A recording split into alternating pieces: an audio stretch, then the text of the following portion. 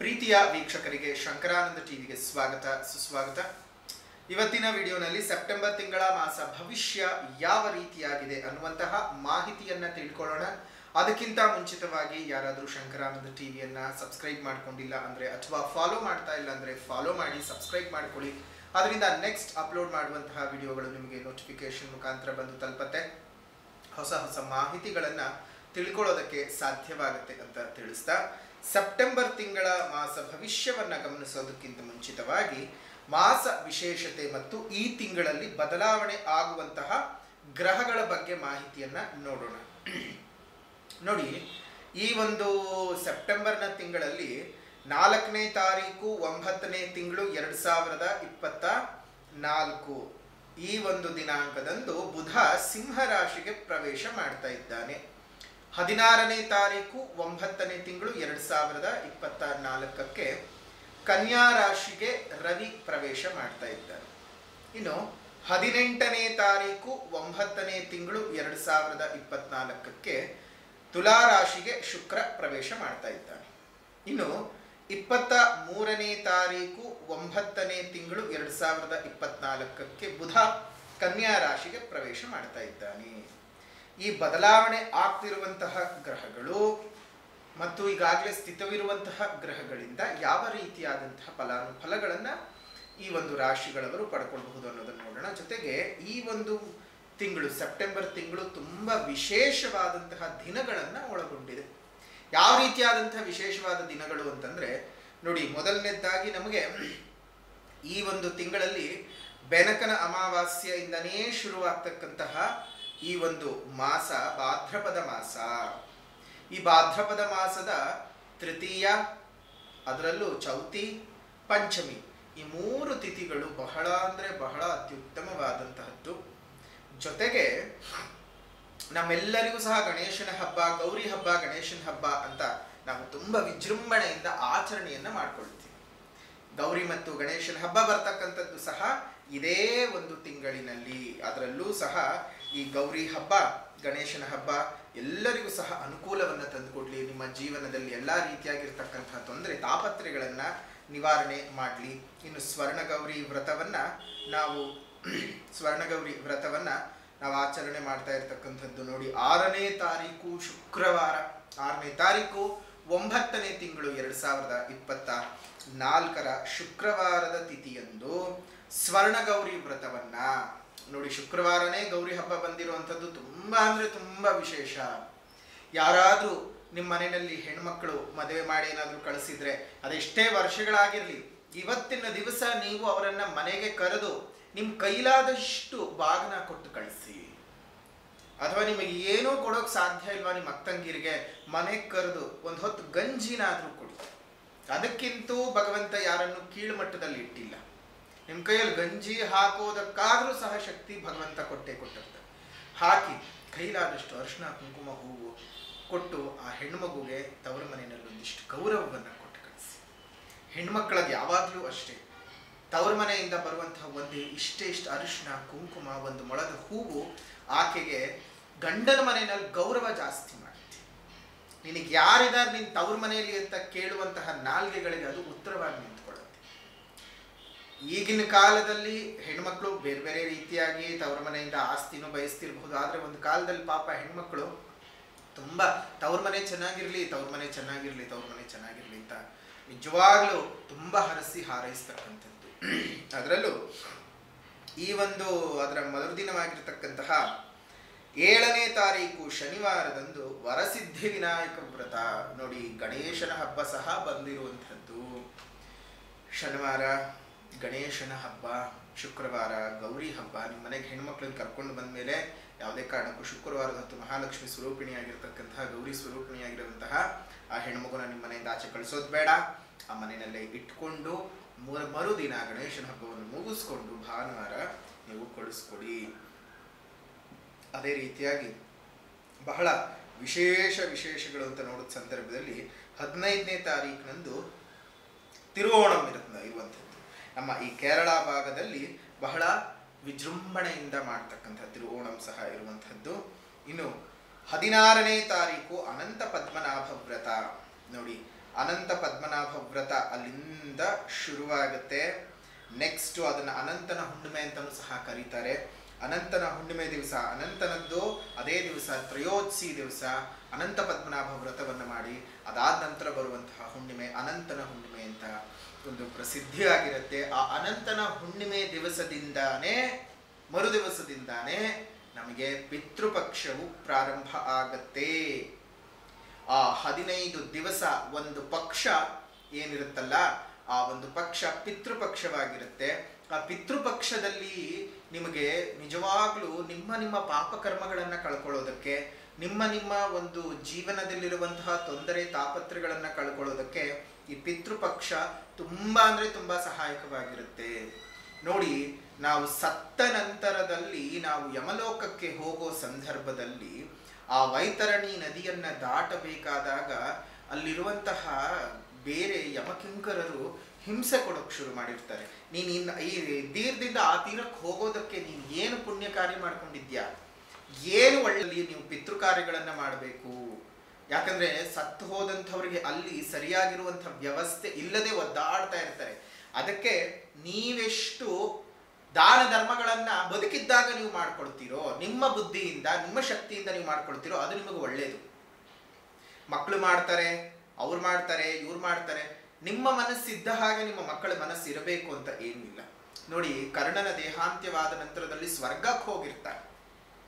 ಸ್ವರ್ಗಕ್ಕೆ ಹೋದ ಸಂದರ್ಭದಲ್ಲಿ ಅವನಿಗೆ ತಿನ್ನೋಕೆ ಅನ್ನಾಹಾರಗಳು ಇಲ್ಲದ ಹಾಗೂ ಒದ್ದಾಡ್ತಾನೆ. ಸ್ವರ್ಗದಲ್ಲೆಲ್ಲಾದ್ರೂ ತಿನ್ನೋಕೆ ಕುಡಿಯೋಕೆ ಬರವಿದೆಯಾ ಅಂತ ಕೇಳಿದ್ರೆ ಖಂಡಿತವಾಗಿಯೂ ಬರವಿರುತ್ತೆ. ಯಾಕೆಂದ್ರೆ ಕರ್ಣ ಪಿತೃ ಕಾರ್ಯಗಳನ್ನು ಮಾಡಿರೋದಿಲ್ಲ. ಅವನು ಕೇವಲ ದಾನ ಧರ್ಮಗಳನ್ನು ಮಾಡ್ಕೊಂಡಿರ್ತಾನೆ. ಪಿತೃ ಕಾರ್ಯಗಳನ್ನು ಮಾಡಬೇಕು. ಅವನು ತಂದೆ ತಾಯಿ ಯಾರು ಅಂತಾನೆ ಗೊತ್ತಿಲ್ಲ. ಪಿತೃ ಕರ್ಮಗಳನ್ನು ಎಲ್ಲಿಂದ ಮಾಡೋದಕ್ಕೆ ಸಾಧ್ಯ? ಆ ನಂತರ ಪುನಃ ಭೂಮಿಗೆ ಬಂದ ನಂತರ ಅವನ ಪಿಂಡ ಪ್ರಧಾನಗಳನ್ನೆಲ್ಲ ಅವನ ತಂದೆ ತಾಯಿಗಳಿಗೆಲ್ಲ ಮಾಡಿದ ನಂತರ ಸ್ವರ್ಗದಲ್ಲಿ ಅವನಿಗೆ ತಿನ್ನೋಕೆ ಅನ್ನಾಹಾರಗಳು ಸಿಗುತ್ತೆ. ಅದು ದ್ವಾಪರ ಯುಗದಲ್ಲಿ. ಆದ್ರೆ ಇದು ಕಲಿಕಾಲದಲ್ಲಿ ದಾನವೇ ಶ್ರೇಷ್ಠ. ದಾನಗಳನ್ನ ಮಾಡತಕ್ಕಂಥದ್ದು ನಿಮ್ಮ ಒಂದು ಮುಂದಿನ ಜೀವನವನ್ನ ಸುಖಮಯವಾಗಿ ಇಟ್ಕೊಳ್ಳೋದಕ್ಕೆ ಸಾಧ್ಯವಾಗುತ್ತೆ. ಸಾಧ್ಯವಾದಷ್ಟು ದಾನಗಳನ್ನು ಮಾಡಿ ಧರ್ಮಗಳಲ್ಲಿ ನಿಮ್ಮ ಜೀವನವನ್ನ ಮುಂದುವರಿಸ್ಕೊಂಡು ಹೋಗಿ. ಅನ್ನಬಹುದು, ನೀವೇನು ಮರಕ್ಕೂ ದೇವ್ರಂತೀರಿ, ಕಲ್ಲಿಗೆ ದೇವ್ರಂತೀರಿ, ಬಂಡೆಗೆ ದೇವ್ರಂತೀರಿ, ಪರ್ವತಗಳಿಗೆ ದೇವರಂತೀರಿ, ಕೊನೆಗೆ ವರ್ಷಕ್ಕೊಮ್ಮೆ ತರಕಾರಿ ಕತ್ತರಿಸುವಂತಹ ಚಾಕು ಚೂರಿಗಳಿಗೂ ಅರ್ಶಿನ ಕುಂಕುಮ ಗಂಧ ಬಳಿತೀರಿ, ಅದಕ್ಕೂ ದೇವರು ಅಂತ ಹೇಳಿ ಪೂಜೆ ಮಾಡ್ತೀರಿ. ನಿಮಗೇನು ಅನ್ಸೋದೇ ಇಲ್ಲವಾ? ಯಾವುದೋ ಒಂದಿಷ್ಟು ದಪ್ಪದ ಅನ್ನದ ಉಂಡೆಯನ್ನು ಕಟ್ಟಿ ಕಾಗೇನು ಕಾ ಕಾ ಕಾ ಕಾ ಅಂತ ಕರೆದ ತಕ್ಷಣ ಅದು ಬಂದು ತಿಂದುಕೊಂಡು ಹೋಗುತ್ತೆ. ಆಗ ನಿಮ್ಮ ದೊಡ್ಡವರಿಗೆ ಮೋಕ್ಷ ಸಿಕ್ತು, ಅವ್ರಿಗೊಂದಲ್ಲಿ ಏನೋ ದಾರಿ ಆಯಿತು ಅಂತ ನಂಬುತ್ತೀರಿ. ಇದೆಲ್ಲ ಬದುಕಿನ ಮೂಢನಂಬಿಕೆ ಅಂತ ಹಲವಾರು ಜನ ಅಂದ್ಕೊಳ್ತಾರೆ. ಆದರೆ ಅದು ಯಾವುದು ಬದುಕಿನ ಮೂಢನಂಬಿಕೆ ಅಂತೂ ಖಂಡಿತ ಅಲ್ಲ. ಬದುಕಿನ ಸೌಜನ್ಯ ಅನ್ನೋದಕ್ಕೆ ನಾವು ಇಷ್ಟಪಡಬೇಕು. ಬದುಕಿನ ಸಂಸ್ಕಾರ.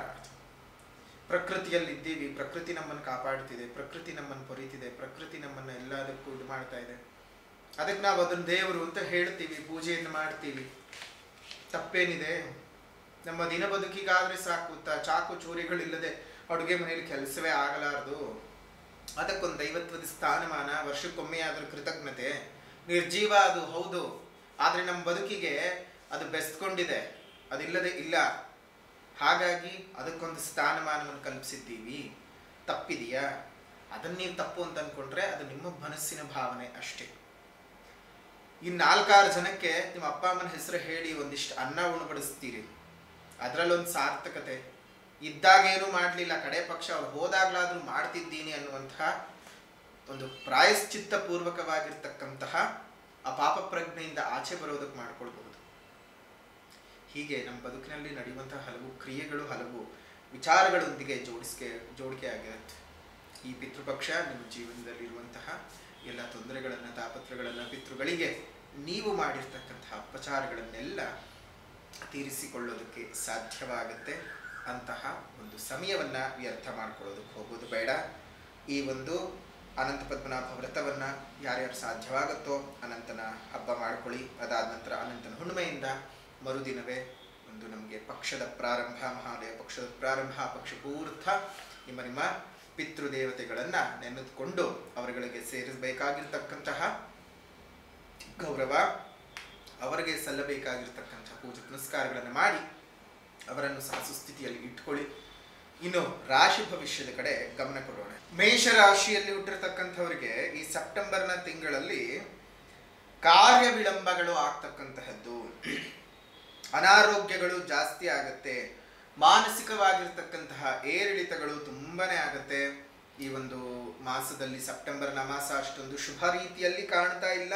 ತುಂಬಾ ಹುಷಾರಾಗಿರ್ಬೇಕಾಗತ್ತೆ ಮೇಷರಾಶಿಯವರು. ಅಶುಭ ಜಾಸ್ತಿ ಕಂಡು ಬರ್ತಾ ಇದೆ ಯಾಕೋ ಈ ಒಂದು ತಿಂಗಳಲ್ಲಿ, ಸೆಪ್ಟೆಂಬರ್ನ ತಿಂಗಳಲ್ಲಿ ನಿಮಗೆ ಒಳ್ಳೆಯ ರೀತಿಯಾಗಿರ್ತಕ್ಕಂತಹ ಪ್ರತಿಕೂಲವಾಗಿರ್ತಕ್ಕಂಥ ವಾತಾವರಣನೇ ಇದೆ ಹೊರತು ಒಳ್ಳೆಯದಾಗಿರ್ತಕ್ಕಂಥ ವಾತಾವರಣ ಯಾಕೋ ಕಂಡು ಬರ್ತಾ ಇಲ್ಲ ಮೇಷರಾಶಿಯವರಿಗೆ. ಆದಾಯ ಜಾಸ್ತಿ ಆಗತ್ತೆ, ಅದರ ಜೊತೆಗೆ ವ್ಯಯವೂ ಸಹ ಅದರ ಹಂತಕ್ಕೆ ಬಂದು ನಿಂತ್ಕೊಂಡು ನೀವು ಸಂಪಾದನೆ ಮಾಡಿದ್ದನ್ನ ಉಳಿಸ್ಕೊಳ್ಳೋದಕ್ಕೆ ಸಾಧ್ಯವಾಗದೆ ಹೋಗ್ಬಿಡುತ್ತೆ. ಅದು ಅಲ್ಲದೆ ಲಾಭ ನಷ್ಟಗಳು ವ್ಯಾಪಾರ ವ್ಯವಹಾರದಲ್ಲಿ ಸರ್ವೇ ಸಾಮಾನ್ಯವಾಗಿ ಹೋಗ್ಬಿಡುತ್ತೆ. ಇಲ್ಲಿ ನೀವು ಎಷ್ಟರ ಮಟ್ಟಕ್ಕೆ ನೀವು ಲಾಭವನ್ನ ಪಡ್ಕೊಳ್ಳೋದಕ್ಕೆ ಸಾಧ್ಯವಾಗುತ್ತೋ ಅಷ್ಟರ ಮಟ್ಟಕ್ಕೆ ನೀವು ನಷ್ಟವನ್ನ ಮಾಡ್ಕೊಂಡು ಹೋಗ್ತಾ ಇರ್ತೀರಿ. ಅಂದ್ರೆ ನಷ್ಟ ಅಂದ್ರೆ ಬಂದದ್ದು ಉಳಿಸ್ಕೊಳಕ್ಕಾಗಲ್ಲ, ಕಳೀತಾ ಹೊರಟೋಗತ್ತೆ. ಯಾವುದೇ ರೀತಿಯಲ್ಲೂ ಅನುಕೂಲವಾಗುವಂತಹ ವಾತಾವರಣ ಇರೋದಿಲ್ಲ. ವೃತ್ತಿನಲ್ಲಾಗ್ಲಿ ವ್ಯಾಪಾರ ವ್ಯವಹಾರಗಳಲ್ಲಿ ಪ್ರಗತಿ ಏನೋ ಕಂಡು ಬರುತ್ತೆ, ಆದ್ರೆ ಆ ಪ್ರಗತಿಯು ನಿಮಗೆ ನೆಮ್ಮದಿಯನ್ನಂತೂ ತಂದು ಕೊಡೋದಿಲ್ಲ. ಒಂದಷ್ಟು ಶತ್ರುಗಳ ಕಾಟಗಳು ಜಾಸ್ತಿ ಆಗ್ಬಿಡುವಂಥದ್ದು, ಏನೇನೋ ಗೊತ್ತಿದ್ದ ಹಾಗೆ ನಿಮ್ಮ ಬಗ್ಗೆ ಒಂದು ಅಪಪ್ರಚಾರಗಳು ನಡೆಯುವಂಥದ್ದು, ಇದ್ದಕ್ಕಿದ್ದ ಹಾಗೆ ನಿಮ್ಮ ಮೇಲೆ ಯಾವುದೋ ಒಂದು ರೀತಿಯಾಗಿರುವಂತಹ ಆರೋಪಗಳು ಬರ್ತಕ್ಕಂತಹದ್ದು, ಅನಾರೋಗ್ಯದ ನಡುವೆ ಆರೋಪಗಳು ಇನ್ನಷ್ಟು ನಿಮ್ಮನ್ನ ತಿಂಡಾಡಿಸುತ್ತೆ. ತುಂಬಾ ಜಾಗರೂಕತೆಯಿಂದ ಇರಬೇಕು ಮೇಷರಾಶಿಯವರಿಗೆ. ಈ ಸೆಪ್ಟೆಂಬರ್ನ ತಿಂಗಳು ಅಷ್ಟೊಂದು ಶುಭದಾಯಕವಾಗಿ ಇಲ್ಲ ನೋಡಿ. ಸೆಪ್ಟೆಂಬರ್ ನಿಮಗೆ ಪ್ರಾರಂಭ ಆಗೋದೇ ನಿಮಗೆ ಅಮಾವಾಸ್ಯೆಯಿಂದ ನೋಡಿ. ಅಮಾವಾಸ್ಯೆ ಹಿಂದೆ ಮುಂದಿನ ದಿನಗಳು ಬಹಳ ಅಂದ್ರೆ ಬಹಳ ಕಷ್ಟದಾಯಕವಾಗಿರುತ್ತೆ. ಅನುಕೂಲ ಆಗುವಂತಹ ಸಾಧ್ಯತೆಗಳು ಇರೋದಿಲ್ಲ. ಅದೇ ರೀತಿಯಾಗಿ ವಿದ್ಯಾರ್ಥಿಗಳಿಗೆ ವಿದ್ಯಾಭ್ಯಾಸದಲ್ಲಿ ಭಂಗ ಆಗುವಂತಹದ್ದು, ಆಕಸ್ಮಿಕವಾಗಿ ಪ್ರಯಾಣಗಳು ಬಂದು ಒದಗುತ್ತೆ. ಆ ಪ್ರಯಾಣಗಳಿಂದ ಒಂದಷ್ಟು ತೊಂದರೆ ತಾಪತ್ರಯವನ್ನ ನೋಡಬೇಕಾಗತ್ತೆ. ಈ ಒಂದು ಮೇಷರಾಶಿಯಲ್ಲಿ ಹುಟ್ಟಿರ್ತಕ್ಕಂಥವ್ರು ಒಂದು ಸಂತೋಷವಾದ ವಿಚಾರ ಏನಪ್ಪಾ ಅಂತಂದ್ರೆ ಸಂತಾನ ಪ್ರಾಪ್ತಿ ಆಗ್ತಕ್ಕಂತಹ ಸಾಧ್ಯತೆಗಳು. ಸಂತಾನಕ್ಕೆ ನಿರೀಕ್ಷೆ ಏನಾದರೂ ಇಟ್ಕೊಂಡಿದ್ರೆ ಸಂತಾನಕ್ಕೆ ಸಂಬಂಧಪಟ್ಟಂತಹ ಶುಭ ವಾರ್ತೆಗಳನ್ನ ಮತ್ತು ಶುಭವಾದ ಪ್ರಸವಗಳನ್ನ ಮೇಷರಾಶಿಯವರು ಅನುಭವಿಸೋದಕ್ಕೆ ಸಾಧ್ಯ ಇದೆ. ಅದೇ ರೀತಿಯಾಗಿ ಬಂಧು ಮಿತ್ರರಿಂದ ಸಂಕಷ್ಟಗಳು ಜಾಸ್ತಿ ಆಗುತ್ತೆ. ಅದೇನು ಎಲ್ರಿಗೂ ಇರುತ್ತೆ, ಮೇಷರಾಶಿಯವರಿಗೆ ಅಂತಾನೆ ಇಲ್ಲ, ತುಂಬಾನೇ ಸಹಜವಾಗಿ ಬಂಧು ಮಿತ್ರರು ಅಂತ ಹೇಳ್ತಾ ಇದ್ದ ಹಾಗೇನೆ ಅವರಿಂದ ಏನೋ ಒಂದಿಷ್ಟು ನಷ್ಟಗಳು ಕಷ್ಟಗಳು ಯಾತನೆಗಳು ಇವೇ ಆಗೋಗತ್ವೆ ಹೊರತು ಒಳ್ಳೆ ನೆಮ್ಮದಿಯುತವಾಗಿ ನಾವು ಜೀವನವನ್ನ ಮಾಡಿಸ್ಕೊಂಡು ಹೋಗಬೇಕು ಅನ್ನೋದಕ್ಕೆ ಅದು ಸಾಧ್ಯ ಮಾಡಿ ಕೊಡೋದಿಲ್ಲ. ಆದಾಯದ ನಡುವೆ ವೆಚ್ಚವೂ ಸಹ ಹೆಚ್ಚಾಗ್ತಕ್ಕಂಥದ್ದು. ಕೋರ್ಟು ಕಚೇರಿಗಳಲ್ಲಿ ಇದ್ದಂತಹ ವ್ಯವಹಾರಗಳು ಇನ್ನಷ್ಟು ನಿಮಗೆ ಹಿಂಸೆಯನ್ನು ತಂದುಕೊಡುತ್ತೆ. ಎಲ್ಲ ನಿಮಗೆ ಸಾಧಕವಾಗತ್ತೆ ಅಂತ ಯೋಚನೆ ಮಾಡುವ ಹೊತ್ತಿಗೇನೆ ಆ ಸಾಧಕತನ ಹೋಗಿ ನಿಮ್ಗೆ ಅದೇ ಬಾಧಕವಾಗಿ ಪರಿಣಾಮಿಸಿಬಿಡುತ್ತೆ. ಈ ತಿಂಗಳು ನಿಮ್ಗೆ ಒಳ್ಳೆ ರೀತಿಯಾದಂಥದ್ದಿಲ್ಲ. ಕುಟುಂಬದಲ್ಲಿ ಅಶುಭ ಕಾರ್ಯಗಳು ಜರುಗುವಂತಹ ಸಾಧ್ಯತೆಗಳಿದ್ದಾವೆ. ನಿಮ್ಮ ಕುಟುಂಬದ ಹಿರಿಯರ ವಿಯೋಗ ನಿಮ್ಮನ್ನ ಇನ್ನಷ್ಟು ಕಂಗೆಡಿಸುತ್ತೆ. ನಿಮಗೆ ಮಾರ್ಗದರ್ಶಕರಾಗಿದ್ದಂಥವ್ರು ಅಥವಾ ನೀವೇನೋ ಒಬ್ರು ಅವ್ರನ್ನ ಗೈಡ್ ಅಂತ ಅಂದ್ಕೊಂಡಿರ್ತೀರಿ, ಅಂಥವರ ವಿಯೋಗ ನಿಮಗೆ ತುಂಬಾ ಅಂದ್ರೆ ತುಂಬಾ ತೊಂದರೆಗಳನ್ನ ತಂದು ಕೊಟ್ಬಿಡುತ್ತೆ. ಮನಸ್ಸಿಗೆ ತುಂಬಾ ಕಷ್ಟವಾದಂತಹ ವಾತಾವರಣ ಇದೆ. ಸಾಮಾಜಿಕ ಅಭಿವೃದ್ಧಿಯನ್ನ ಮಾಡಬೇಕು ಅಂತ ಅಂದ್ಕೊಂಡು ಸಾಮಾಜಿಕ ಕಾರ್ಯಕರ್ತರುಗಳು ಏನಾದರೂ ಇತ್ತು ಅಂದ್ರೆ ದಯವಿಟ್ಟು ಅರ್ಥ ಮಾಡ್ಕೊಳ್ಳಿ, ಇವರು ಉಪಕಾರ ಅರಿಯಲ್ಲ, ಹೆಣ ಸಿಂಗಾರ ಅಂತೂ ಅರಿಯಲ್ಲ. ಆ ಪರಿಸ್ಥಿತಿನಲ್ಲಿ ಈ ನಿಮ್ಮ ಬದುಕು ಸಾಗಬೇಕಾಗತ್ತೆ. ರಾಜಕೀಯ ನೇತಾರರಿಗೆ ಮಾನಭಂಗಗಳು ಉಂಟಾಗ್ತಕ್ಕಂಥದ್ದು, ಮಾನಭಂಗ ಅಲ್ಲ ಮಾನಹಾನಿ.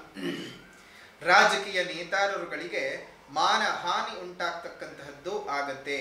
ಕೀರ್ತಿ ಹೋಗಿ ಅಪಕೀರ್ತಿಗಳು ಬರ್ತಕ್ಕಂಥದ್ದು, ಜನಪ್ರಿಯತೆ ಕುಗ್ಗೋಗುವಂಥದ್ದು, ತುಂಬಾ ಈ ರೀತಿಯಾಗಿ ನಷ್ಟಗಳು, ವಾಹನಗಳಿಂದ ತೊಂದರೆ ತಾಪತ್ರಯಗಳೆಲ್ಲ ಜಾಸ್ತಿ ಆಗ್ತಕ್ಕಂಥದ್ದಾಗತ್ತೆ. ಮನಸ್ಸಿಗೆ ನೆಮ್ಮದಿ ಇಲ್ಲದೆ ಇರ್ತಕ್ಕಂಥದ್ದು, ಶಾಂತಿಯ ಭಂಗ ಆಗುವ ಸಾಧ್ಯತೆಗಳು ಮೇಷರಾಶಿಯವರಿಗೆ ಇದೆ. ವಿದ್ಯಾರ್ಥಿಗಳಿಗಾಗ್ಲಿ, ಕ್ರೀಡಾಪಟುಗಳಿಗಾಗ್ಲಿ, ಪ್ರವಚನಕಾರರಿಗಾಗಲಿ, ಲೇಖಕರು ಬರಹಗಾರರಿಗೆ, ಸಾಹಿತ್ಯದ ಕ್ಷೇತ್ರದಲ್ಲಿ ಗುರುತಿಸಿಕೊಂಡಿರ್ತಕ್ಕಂಥವರಿಗೆ, ಕಲೆಗಳಲ್ಲಿ ಇತ್ಯಾದಿ ಕ್ರಿಯೆಗಳಲ್ಲಿ ಗುರುತಿಸಿಕೊಂಡಿರುವಂಥವ್ರಿಗೂ ಸಹ ನಿಮಗೆ ಈ ಒಂದು ತಿಂಗಳ ತುಂಬಾ ಅಂದ್ರೆ ತುಂಬಾ ಕಷ್ಟದಾಯಕವಾಗಿದೆ. ತುಂಬಾನೇ ಹಿಂಸೆಯನ್ನ ಅನುಭವಿಸಬೇಕಾಗತ್ತೆ. ಹುಷಾರಾಗಿ ಇದ್ದು ನಿಮ್ಮ ಜೀವನವನ್ನ ಮುಂದುವರಿಸ್ಕೊಂಡು ಹೋಗಿ. ಸ್ವಲ್ಪ ಹಿರಿಯರ ಅಥವಾ ನಿಮಗೆ ಯಾರು ಮಾರ್ಗದರ್ಶಕರು ಅಂತ ಅನ್ನಿಸ್ತಾರೆ ಅವರ ಮಾತನ್ನ ನೀವು ಕೇಳಿ ನೀವು ಅದರಿಂದ ಒಂದಿಷ್ಟು ಅನುಕೂಲತೆಯನ್ನ ಪಡ್ಕೊಳ್ಳುವ ಸಾಧ್ಯತೆಗಳಿದ್ದಾವೆ. ಹಾಗಾಗಿ ಇದೊಂದು ಕೆಲಸವನ್ನ ನೀವು ಮಾಡಿಕೊಡಿ. ಇನ್ನು ಈ ತಿಂಗಳು ನಿಮಗೆ ಅನುಕೂಲವನ್ನ ತಂದುಕೊಡ್ತಕ್ಕಂತಹ ಒಂದು ದಿನಾಂಕಗಳು ಅಂತ ಹೇಳಿದ್ರೆ 5ನೇ ತಾರೀಕು, 6ನೇ ತಾರೀಕು, 10ನೇ ತಾರೀಕು, 13ನೇ ತಾರೀಕು, 14ನೇ ತಾರೀಕು, 20ನೇ ತಾರೀಕು, 23ನೇ ತಾರೀಕು. ಇದು ನಿಮಗೊಂದಿಷ್ಟು ಶುಭದಾಯಕವಾಗಿ ಕೆಲಸವನ್ನ ನಿರ್ವಹಿಸುತ್ತೆ. ಏನು ಯೋಚನೆ ಮಾಡೋದು ಬೇಡ, ಪರಿಹಾರದ ಮಾರ್ಗ ಅನ್ನೋದು ಇದ್ದೇ ಇದೆ.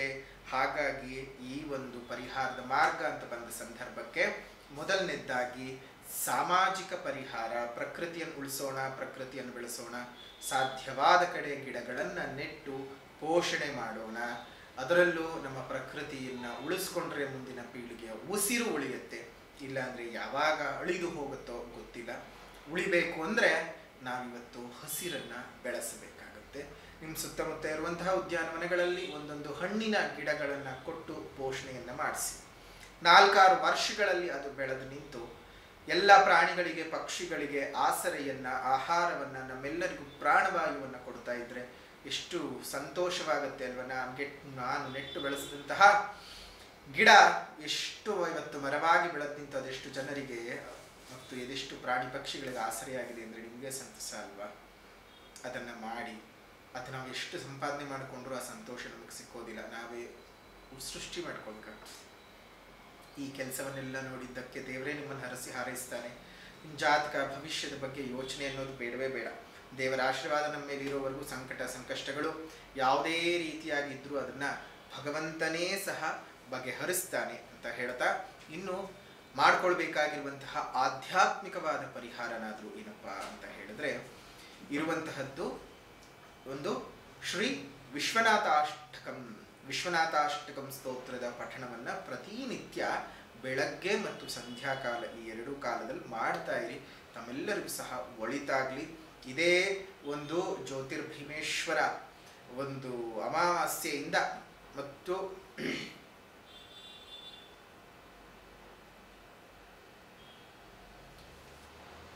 ಜ್ಯೋತಿರ್ಭೀಮೇಶ್ವರ ಅಮಾವಾಸ್ಯೆ, ಭೀಮನ ಅಮಾವಾಸ್ಯೆ ಮತ್ತು ಬೆನಕನ ಅಮಾವಾಸ್ಯೆ ಎಂದು ತಯಾರು ಮಾಡಿದಂತಹ ಶಕ್ತಿಯುತವಾಗಿರ್ತಕ್ಕಂತಹ ಒಂದು ದೃಷ್ಟಿದೋಷ ನಿವಾರಣಾ ತಾಯಿತ.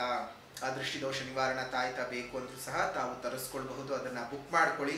ಈ ಬೆನಕನ ಅಮಾವಾಸ್ಯೆಗೂ ಸಹ ಮಾಡ್ತೇವೆ. ಈ ಹಿಂದೆನೂ ಸಹ ನಾವು ಈ ಒಂದು ಭೀಮನ ಅಮಾವಾಸ್ಯೆಯಲ್ಲಿ ತುಂಬ ಶಕ್ತಿಶಾಲಿಯುತವಾದಂತಹ ಭೀಮನ ಅಮಾವಾಸ್ಯೆಯಲ್ಲಿ ಮಾಡಿದಂತಹ ಮತ್ತು ಬೆನಕನ ಅಮಾವಾಸ್ಯೆಯಲ್ಲಿ ತಯಾರು ಮಾಡುವಂತಹ ಈ ಒಂದು ದೃಷ್ಟಿದೋಷ ಮತ್ತು ಯಾವುದೇ ರೀತಿಯಾಗಿರ್ತಕ್ಕಂಥ ಕೆಟ್ಟ ಶಕ್ತಿಗಳ ಕಾಟಕ್ಕೆ ಆಗದೇ ಇರುವ ರೀತಿ ಒಂದು ತಾಯಿತವನ್ನು ಮಾಡಲಾಗಿದೆ. ಅದನ್ನು ಯಾರು ಬೇಕಾದರೂ ಸಹ ಬುಕ್ ಮಾಡಿಕೊಂಡು ತರಿಸ್ಕೊಳ್ಬಹುದು. ನಿಮ್ಮ ಹೆಸರು, ರಾಶಿ, ನಕ್ಷತ್ರ, ಗೋತ್ರ ಅನುಸಾರವಾಗಿ ಅದನ್ನು ಪುನಃ ಇನ್ನೊಮ್ಮೆ ಸಂಕಲ್ಪ ಪೂಜೆಗಳನ್ನೆಲ್ಲ ಮಾಡಿ ಕಳಿಸಲಾಗುತ್ತೆ. ಅದು ಬೇಕಂದ್ರೂ ಸಹ ಬುಕ್ ಮಾಡ್ಕೊಳ್ಳಿ. ಈ ವಿಶ್ವನಾಥಾಷ್ಟಕಂನ ಪ್ರತಿನಿತ್ಯ 2 ಬಾರಿ ಪಠಣವನ್ನು ಮಾಡ್ತಾ ಬನ್ನಿ. ತಮ್ಮೆಲ್ಲರಿಗೂ ಸಹ ಶುಭವಾಗಲಿ, ಮಂಗಳವಾಗಲಿ. ಮೇಷ ರಾಶಿಯವರ ಈ ಒಂದು ಸೆಪ್ಟೆಂಬರ್ ತಿಂಗಳ ಮಾಸ ಭವಿಷ್ಯವನ್ನು ಇಲ್ಲಿಗೆ ಮುಕ್ತಾಯ ಮಾಡೋಣ. ಇನ್ನು ಈ ಒಂದು ವಿಡಿಯೋ ಇಷ್ಟ ಆಗಿದ್ರೆ ಲೈಕ್ ಮಾಡಿ, ಶೇರ್ ಮಾಡಿ, ಕಮೆಂಟ್ ಮಾಡಿ. ಮತ್ತೊಂದು ವಿಡಿಯೋನಲ್ಲಿ ಭೇಟಿ ಮಾಡೋಣ. ಅಲ್ಲಿವರೆಗೂ ನಮಸ್ಕಾರ. ಲೋಕಾ ಸಮಸ್ತ ಸುಖಿನೋ ಭವಂತು, ಸಕಲ ಸನ್ಮಂಗಳಾನಿ ಭವಂತು, ಸರ್ವೇ ಜನಾಃ ಸುಖಿನೋ ಭವಂತು, ಸಮಸ್ತ ಸನ್ಮಂಗಳಾನಿ ಭವಂತು.